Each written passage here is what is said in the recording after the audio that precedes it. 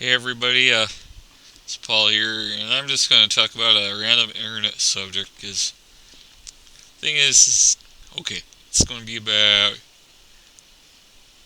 jet engines.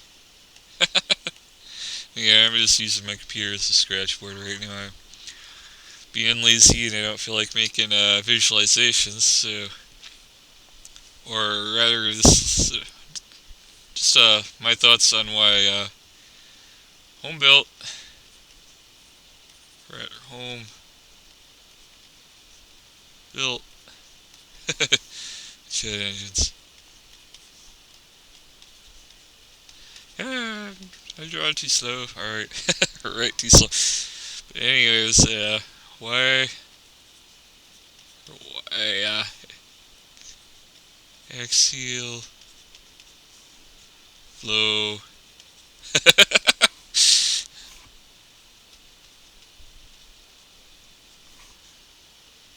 versus centrifugal?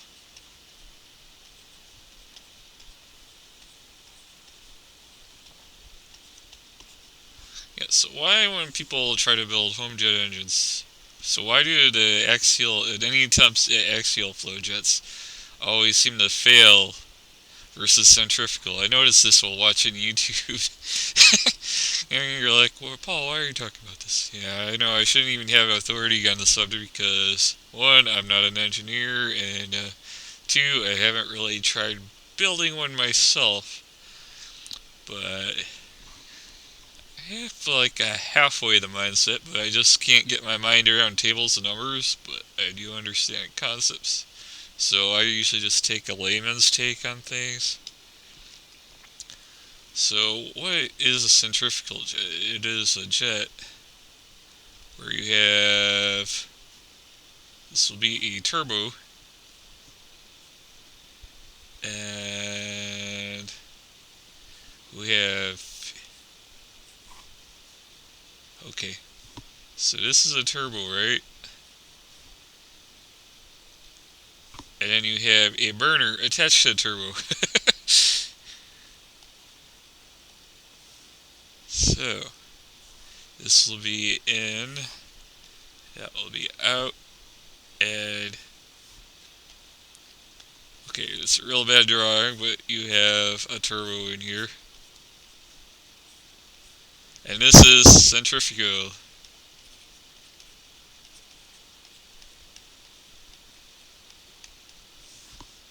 And you have the combustion chamber.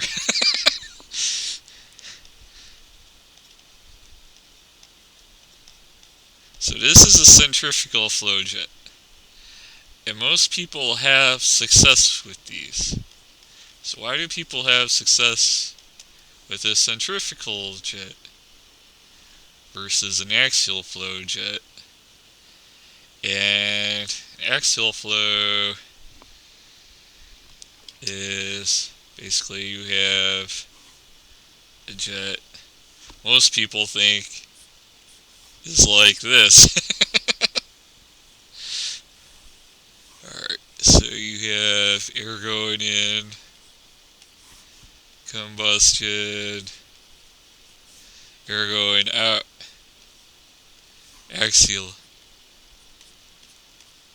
Most people think this when they think an axial, but this is wrong. And I'll show you why by drawing a turbo again. Alright. I don't know if you noticed when I did my first drawing of a turbo, but there is like a key thing here. Is there are two volutes on a turbine. But what do you notice about the two volutes? Alright. So we have this goes, let's just say that these ends go to the combustion chamber. And this is our turbine. But what do you notice about these two volutes? It should be plainly, ridiculously obvious in my crap-ass, half-tastic crap drawing. Is you got air in, air out, combustion chamber, these tubes go to that. What is the most obvious thing about this turbo? Is that this volute and this volute. What is the most obvious thing? These volutes are a different size. And this is what's important. So when you're bringing air in, you're taking this volume of air and then you're putting it into the combustion chamber. And so this air gets pumped into the combustion chamber. You're adding heat to that air, and that air goes out. But what do you notice? The size. Size matters in this case, because what you are doing is any internal combustion engine. Even though I'm not an engineer. Alright. This goes for any internal combustion engine.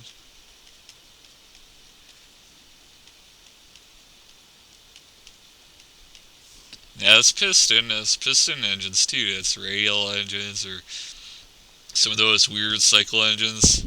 What are they? They are a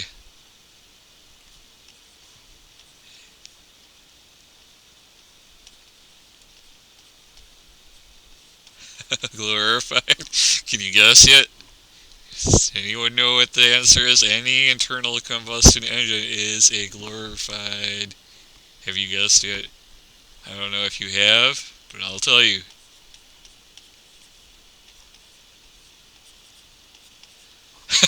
There you go. Any internal combustion engine is a glorified air pump. And that even goes for internal combustion. Because what you need is, there are 4 steps to any internal combustion engine. That would be intake. This is obvious. And it's a 4 cycle, but it's worse. It applies to jets too. Intake, compression,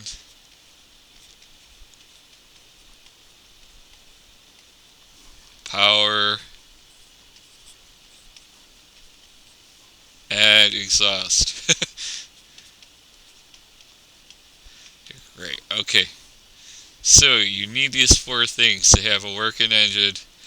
And 2-stroke engines kind of combine those, but I'm not going to go into that. That's a little fancy, so scratch that.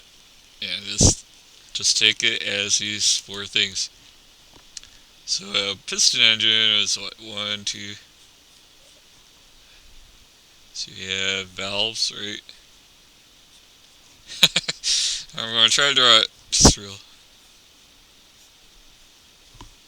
You have I, C, P, E. Alright, so you have intake, compression, power, and exhaust.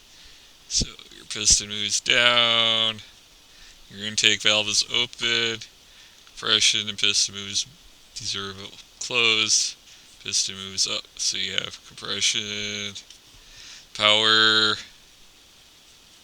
Alright, but you notice the piston's moving and the air is moving. And then you have, well, alright, so that's the piston engine, right? The piston gets moved down by the power, and you got momentum and flywheel. I'm not going to go into all that, that's too elaborate, but you have intake, the air comes in, and then you compress it, and then you add fuel. You're adding fuel and stuff to this mix, and you get power by burning that, which increases the pressure with your explosion here. And you have exhaust, and it goes out. And the power, well, that's it, right? But a jet engine, it's kind of like the same thing. So, just hold on a sec here. Let me erase that. That's piston, right? It's a jet engine. It's a similar kind of thing.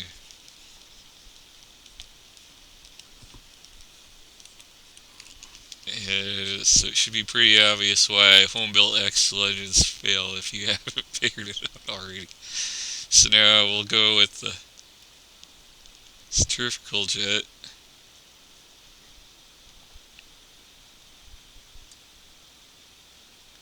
Alright, this is our turbine.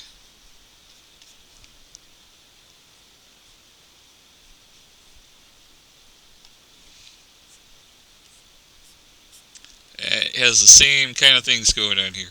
You know, I'm not an engineer, I figured this much out. Layman's terms or whatever, right? So, this is a jet. But if you notice, you have intake right here. Air going in, that's intake. That's as simple as it is. So where is the compression? It is happening right here. And it's kind of happening over this whole stage, but this is compression. You have power. And you have exhaust, right? So you're intaking the air, compressing that air. So you're taking this big volume, this large volume of air, and then you're compressing it, because obviously it has to go at a much smaller volume near, so it's being compressed. And then you have power where your burner is, and you have exhaust, and it just goes out. You got your jet, right? So, what do most home-built axial engines do? It should be pretty obvious. And I've seen them all fail on YouTube, so I have a pretty good idea. You're asking me, why haven't you tried building one yourself, Paul? It's because I live with neighbors in a house, and I don't want to risk burning anything down. It pissing off the neighbors. I usually get along good enough with them. So, otherwise I would try it, and it costs money too. All that money, time, effort, and stuff. I'm doing other things. So, axial-flow is the home built. To try to do something like this. Rip dirt. Oh, you know it's supposed to be the shafter. I'm not drawing a straight line for whatever reason. Okay.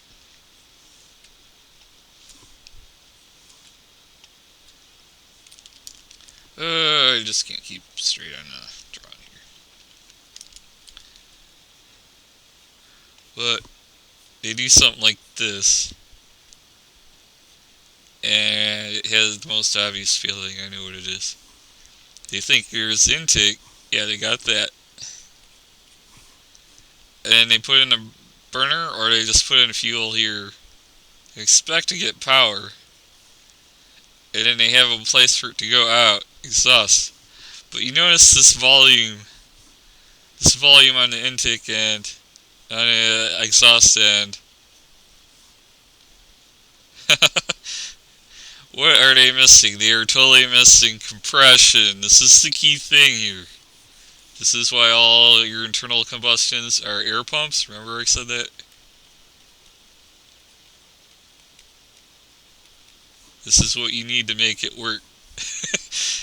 And all home-built axial jets I've seen on YouTube that aren't made in the machine shop by an old guy with like $60,000 of equipment are made like this out of a tin cans or whatever, and where's the compression? They don't have it. The intake and exhaust are like the same volume. They miss this like key thing here, and I've seen some other designs like model airplane engines, and some people are like, okay, what's that? And most model airplane jet engines, because they're small size, are actually a hybrid. They have a centrifugal intake, with the centrifugal turbine. And this is like internal into the casing. And then they have an axial-flow exhaust. So it's like, this is a volute here on the front of the engine. And then internal to the engine, they have like an air passage, an area of air passages. So these are like air passages. And then it goes to the burner stage. So the compressor is like a regular turbine of a centrifugal. So it's a centrifugal.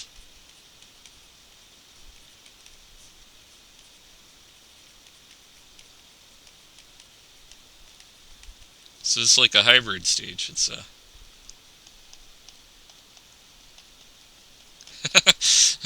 hybrid, a centrifugal.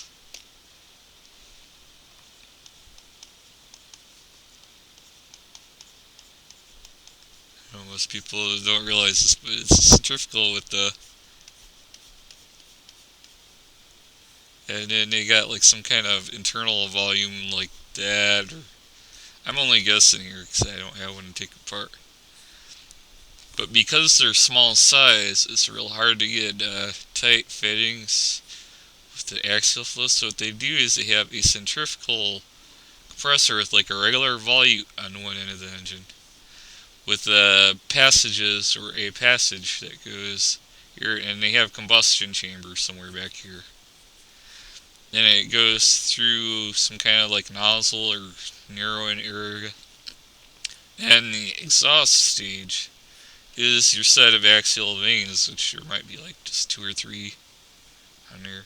I don't know, they might even have one if it's the RC model, but you have a hybrid centrifugal axials.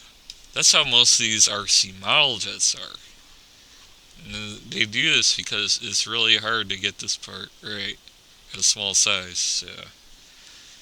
But this is a bigger volume, and then it compresses it down to smaller volume, and then it expands out in the axial flow stage. So this right here is expansion.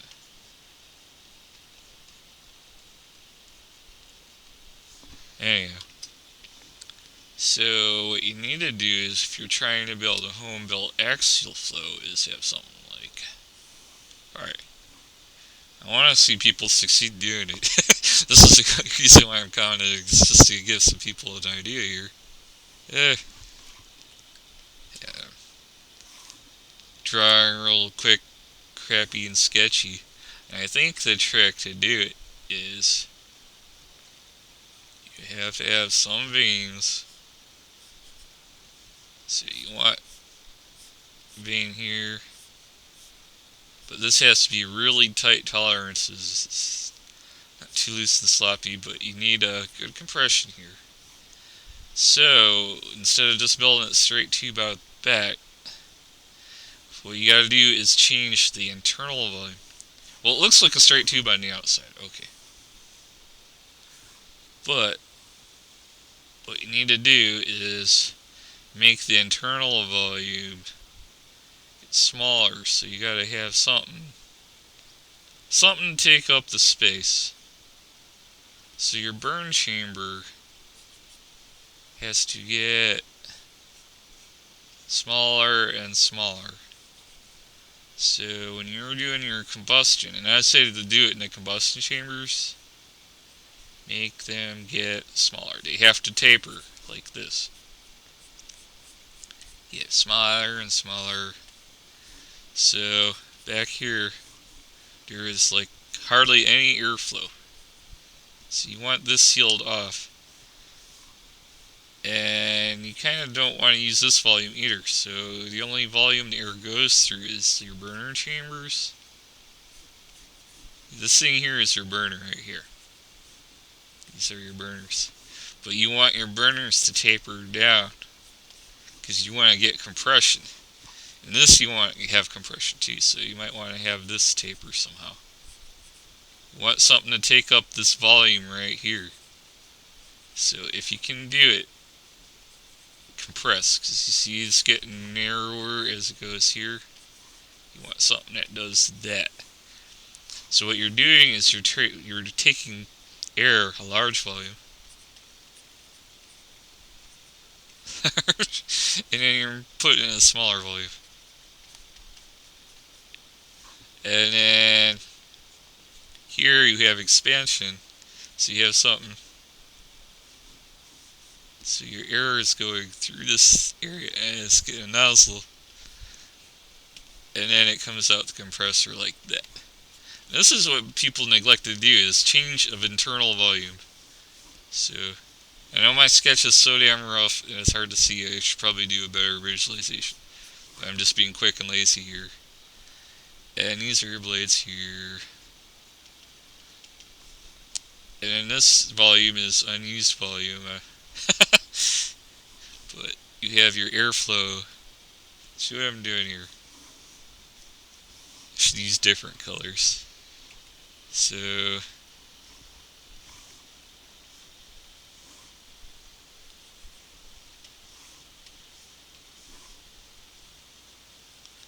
airflow in blue.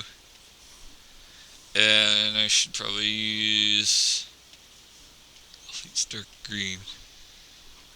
So this volume here that's in green, this volume that I've scribbled over with green is not being used for airflow. It's just taking up space. That's the key thing. You don't want air flowing all the way through, straight through. You want your air to come in and get it to higher pressure. So the pressure increases. It's up. So then you're bringing it in here, and then you're adding heat by burning fuel. That's a plus sign, by the way. Yeah. So you're adding fuel, so you're adding heat. Which means you're increasing the pressure, compressing it. You're adding heat. It also increases pressure. So this is like additional energy. And you're still compressing it once again because this gets narrower. So what that does is it trades pressure for velocity. So when the pressure goes here, it gets the highest as its nozzle point.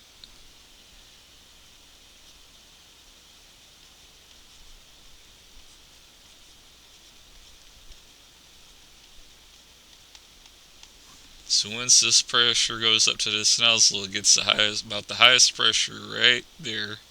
This is Venturi, actually. That's the word for it. And then it exhausts right into the expansion stage. These blades here, you have that green thing, whatever, displace it. So it has the highest pressure and velocity hit in this stage, and then it expands out and slows down again. So then that's turned into mechanical energy to spin your turbine. But the main thing here is that this needs compression, and most axial engines do not have any compression. Or at least the ones made on YouTube do. The ones made in real jets by real engineers have this kind of effect going on internally. They have discs and fittings or whatever that do what this green mass does. And then your burn in your combustion chamber separate the internal volume. And you have your neural blades get bigger here on the expansion stage. And then it gets bigger again. So then you have your gas flow. But that change of internal volume is very important. And I would also say that the blades here have different pitch. So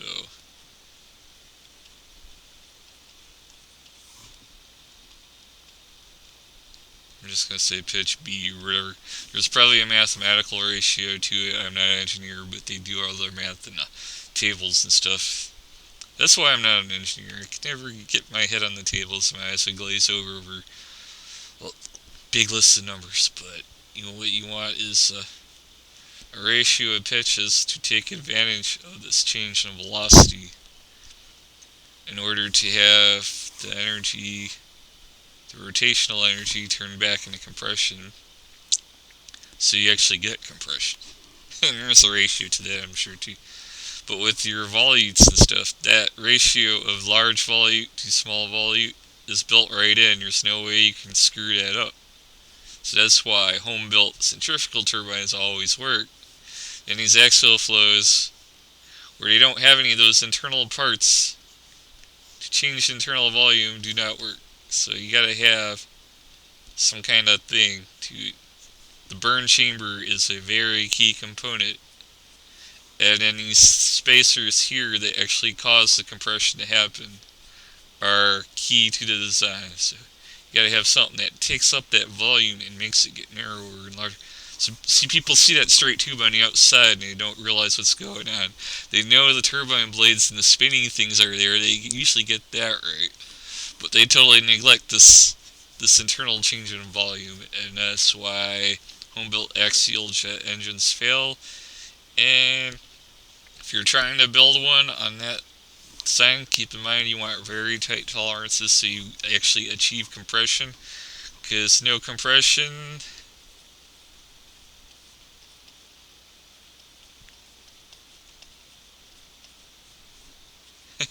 equals fail. There you go. That's it. That's the thing. Because all engines are, what are jet engines? They are glorified air pumps. All right. You're just pumping air in, but you're burning the air inside it. So if you understand a glorified air pump.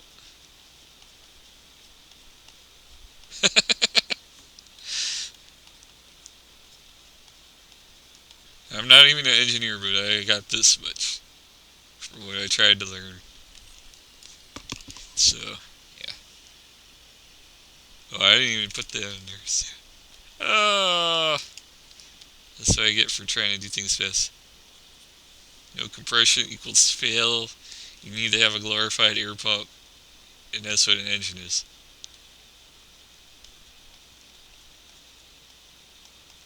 Alright. Yeah. Large. I'm so lazy, but so you go large volume, compressing it in a small space. And in that space, you're increasing the pressure. Burning it, increasing the pressure more. And you're putting it through a small nozzle here. And that small nozzle increases the velocity of the gas. So it's a reaction nozzle. Hitting these veins here, then expand out everywhere. And you have like other veins that straighten it that are fixed to the outside. So, but I'm not going to do it. I need to do a 3D model and try to explain this again, but I think this gives an idea. So now you know why they fail, and that's an answer with my very craptastic layman drawings. And now when you build a jet, you know you gotta put some kind of internal spacers in there that restrict the flow, and you do that, you might have success. And that's what I think would be cool to see. And I think it can be done cheaply out of craptastic materials. So good luck to you, whoever wants to try this, and taking my little word of layman's advice. A real engineer might be able to tell you a lot more details to do it, but yeah, that's the basic there. That should get you started. You just need to have compression, and all engines are glorified air pumps. If it don't pump air, it's not an engine. It has to do that. So there you go.